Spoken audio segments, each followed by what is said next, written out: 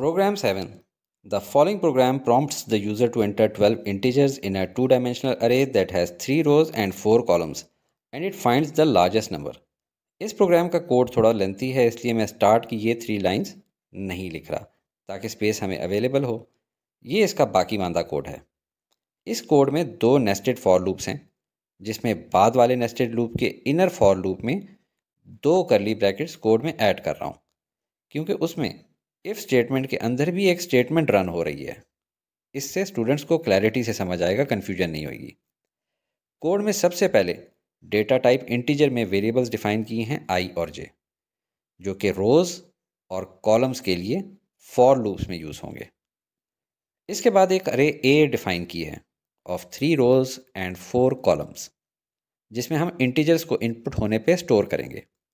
और variable max define किया है, जो कि हमारी अरे की तमाम वैल्यूज़ को कंपेयर करके जो लार्जेस्ट नंबर होगा वो इस वेरिएबल में स्टोर कर देगा। तो चलें कोड को रन करना शुरू करते हैं। सबसे पहले सी आउट की कमांड एग्जीक्यूट होगी, जिसके नतीजे में आउटपुट स्क्रीन पे प्रिंट होगा इन्वर्टेड कॉमास में लिखा हुआ enter 12 integers separated by space, और एंड लाइन मैनिपुलेटर की वजह से कर्सर न्यू लाइन पे चला जाएगा।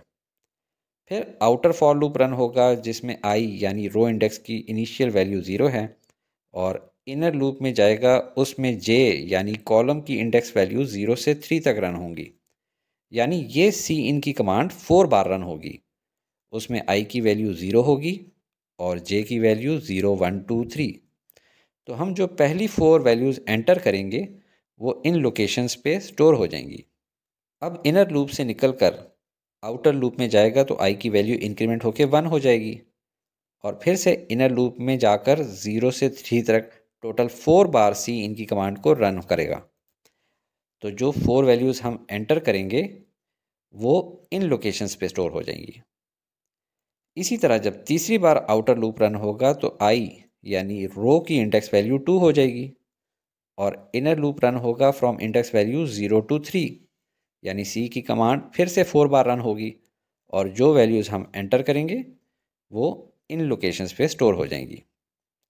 अब जब आउटर लूप में जाके इंक्रीमेंट करेंगे तो आई की वैल्यू हो जाएगी 3, यानी कंडीशन आई लेसर देन 3 फॉल्स हो गई, क्योंकि 3 इज़ नॉट लेस देन 3। इसलिए अब नेस्टेड फॉर लूप से एग्जिट करके कंपाइलर नेक्स्ट स्टेटमेंट में जाएगा, जिसमें हम वेरिएबल मैक्स को इनिशियलाइज कर रहे हैं बाय असाइनिंग वैल्यू, जो कि अरे ए में 0 0 लोकेशन पे है, यानी 22। अब कंपाइलर नीचे वाले नेस्टेड फॉर लूप में जाएगा और रो बाय रो इस इफ स्टेटमेंट को चेक करेगा, यानी जहाँ भी उसको इस अरे के एलिमेंट्स में पड़ी हुई वैल्यू मैक्स में पड़ी हुई वैल्यू से ग्रेटर मिलेगी तो हमारा प्रोग्राम मैक्सिमम की वैल्यू को अपडेट कर देगा। तो पहली टर्म तो एज इट इज़ मैक्स में पड़ी हुई है।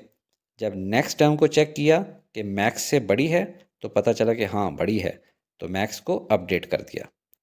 फिर नेक्स्ट टर्म को देखा, वो भी बड़ी है, अपडेट कर दिया। फिर नेक्स्ट टर्म, वो भी बड़ी है, मैक्स को अपडेट कर दिया। फिर नेक्स्ट टर्म, वो स्मॉल है, लिहाजा नो अपडेट। फिर नेक्स्ट को देखा, स्मॉल है, नो अपडेट। फिर नेक्स्ट को देखा, ये बड़ी है, तो मैक्स को अपडेट कर दिया। और इसके बाद वाली तमाम टर्म्स को भी एक एक करके चेक किया, पर सब स्मॉल थी, लिहाजा मैक्स को मज़ीद अपडेट नहीं किया। अब इस नेस्टेड लूप से भी एग्जिट होकर सी आउट स्टेटमेंट रन होगी, जिसकी वजह से इन्वर्टेड कॉमास में लिखा हुआ the largest number is print होगा, और वेरिएबल मैक्स में पड़ी हुई वैल्यू 87 प्रिंट होगी। और एंड लाइन मैनिपुलेटर की वजह से कर्सर नेक्स्ट लाइन पे आ जाएगा, और गेट क फंक्शन की वजह से हमारी ये स्क्रीन होल्ड रहेगी।